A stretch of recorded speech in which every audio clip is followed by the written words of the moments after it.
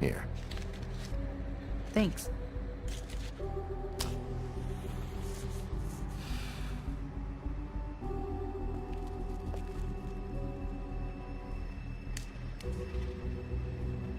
Who do you work for, really? These lips are sealed. Sorry. Video games have evolved into things that provide effective mediums in which stories can be told. Such a circumstance is noteworthy considering that they don't really require a cohesive narrative to be complete. Games are an interactive medium, so satisfying gameplay is very often regarded as the most critical element of the development process. But that certainly does not mean they don't benefit from a carefully written and well-presented story. We all sort of knew each other. While many role-playing games have the writing as a backbone for the action, Telltale Games, much like the approach they took in their critically acclaimed Walking Dead series, makes the writing into a sort of focal point. The fantasy crime adventure of The Wolf Among Us was approached in the same manner, and its noir-inspired subject matter is presented in such style and charm that it stands as an outlier, a great example of narrative in an interactive medium, done remarkably well. Bigby! Snow? Come with me. Bigby! Listen, mate, I know I don't look human. It's a problem, I get it. I just stepped out the apartment for just a second to see what kind of damage this drunk shit is doing. Just cut me a break, yeah? I'll get me glamour first thing in the morning. Based off of the comic series written by Bill Willingham, the story of The Wolf Among Us details the lives of many characters of myth, legend, and folklore as they live in an isolated region of upstate New York they call Fabletown. In order to exist without suspicion from the people of the real world, some fables must make use of a magical spell known as a glamour in order to disguise themselves. A town sheriff exists to enforce this law and to investigate matters of suspicion in a manner much like any other organized group of people would have it. His name, Bigby Wolf, but colloquially known as the Big Bad Wolf. Damn thing fell off again.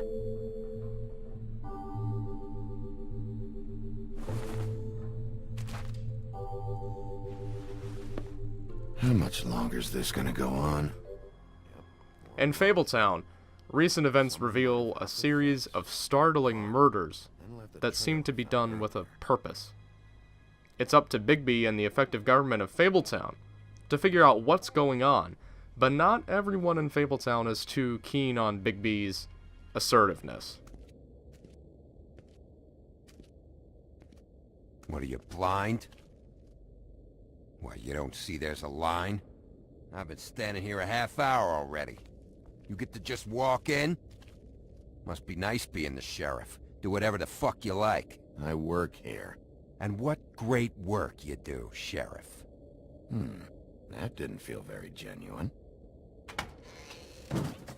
Surely you didn't come all this way. The game is presented as a point-and-click adventure in which the player controls Bigby, perusing certain environments for clues, questioning the suspicious, and occasionally getting into physical confrontations. The game itself is very linear in the way the narrative is urged along, but what's more dynamic, however, is how the player character decides to handle certain situations. Seemingly unimportant choices of dialogue and actions can have a sort of domino effect in the long run, creating a story that is dynamic in some of its more specific details, but still keeps an easily understandable plot and premise. Yet if it weren't for the little things, the art style, the presentation quality, the voice acting, and subtleties, the game just wouldn't stand out that much.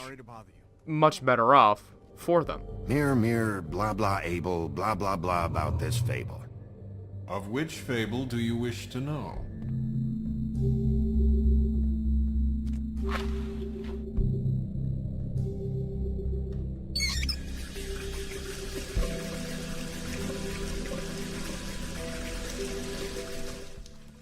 The Wolf Among Us is visually stunning. Not in the way that a game in high graphical fidelity is, like Crysis, but its art style is done in a way that seems to simulate a moving comic book, yet rendered in 3D models just like any other video game. This visual distinctiveness is further accentuated by a great deal of focus on tone and setting details.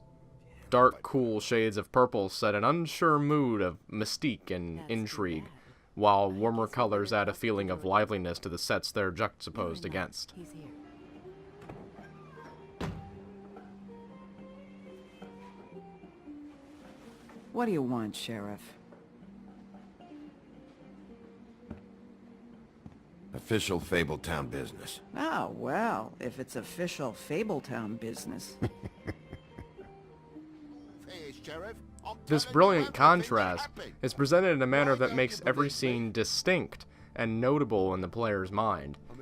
Characters in the story also have their own unique traits that are a reflection of themselves, easily distinguishable by knowledge of the stories they're in, like Bigby's favorite brand of cigarettes. It's a huff and puff. Animation quality is good enough for what's happening on screen, and the lip syncing and facial animations are surprisingly well done too. A level of emotion and humanizing is added to even some of the most inhuman inhabitants of Fabletown. Thanks. Couple thousand more of these, we'll be even on that house you owe me. This has gotta stop. You can't keep sneaking off the farm like this. This is important, considering that The Wolf Among Us is a crime story, revolving around a gruesome crime indeed. The drama that unfolds in various conversations at times will break out into violence. Violence that is somewhat saturated by the fact that the fables themselves are incredibly difficult to kill, but still, the few over-the-top scenes that do occur carry a lot of weight. The game's directional style does a good enough job of conveying both the macabre atmosphere of certain settings, and one or two action scenes bound to happen in each episode. And have a fairly good idea where to start. Hey, that's my personal property.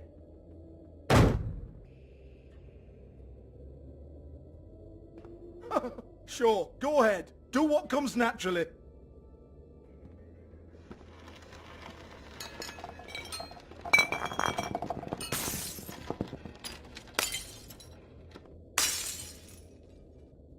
Oh no! You picked the wrong night to lie to me. No more lying, no more ring around the rosy, no more bullshit, non sequiturs. You're done. It's over. You're gonna tell me what I want to know right now. All right, start explaining. And from the beginning. Where's Crane? Speak quickly. I ain't a fortune teller, Wolf. I have no heavenly idea where he went to. What could be interpreted as a jarring element at first in the story of The Wolf Among Us is the subject matter itself. Usually the idea of characters from folklore and notable fantasy tales living in the real world is seen as more comedic than it is austere. But in context, oh, how austere it is. Strikingly so.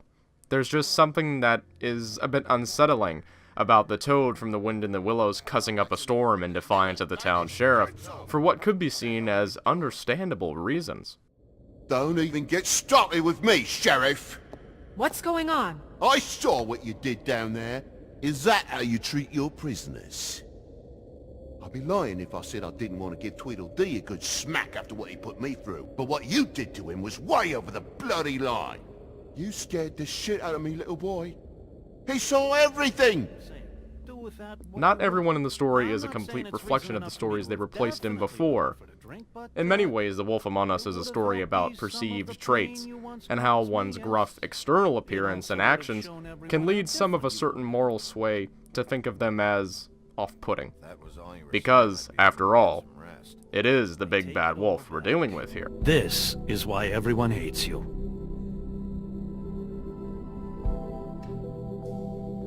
It wasn't murder. I was hungry.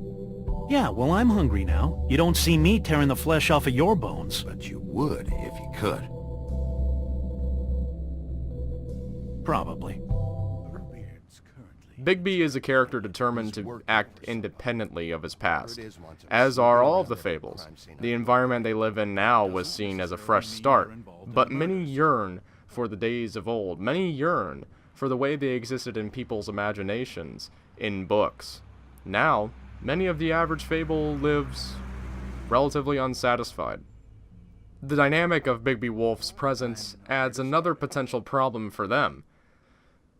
The Big Bad Wolf, as the town's sheriff, seems like an aim by the government to keep its citizens in line more than anything else. Yet as the story goes on, Bigby Wolf comes across many opportunities to demonstrate what he feels is right for the people of Fabletown, and both the bureaucracy and the people themselves are free to interpret whether the player's actions were morally justified or not. The crime story is written in a manner that makes sense, devoid of any noticeable plot holes to speak of, and provides an interesting insight on the human psyche and its propensity for hysteria and fear, and how some people of authority just have to think with their guts sometimes, thinking in the long run, even if some don't entirely sit well with it. It's an intriguing, thoughtful tale of murder, mystery, how desperate some can be in times of hardship, and how perceptions can cloud logical judgment. Tweedledee, what's the, that thing the Mungies call me? What? My nickname. You know what I'm talking about. Bloody Mary, that's it. Thank you.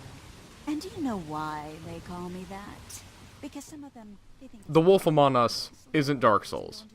It's not built with a gameplay-first sort of approach to things, instead focusing on presenting a narrative in the most effective means possible, and it succeeds in many ways.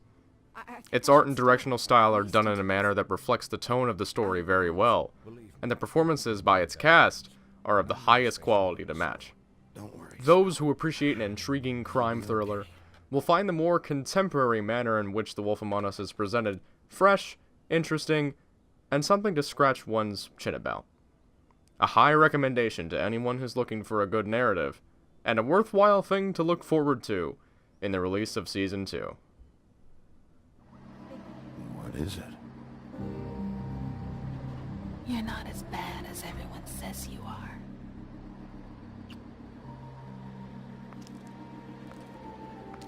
I'll see you around, Wolf.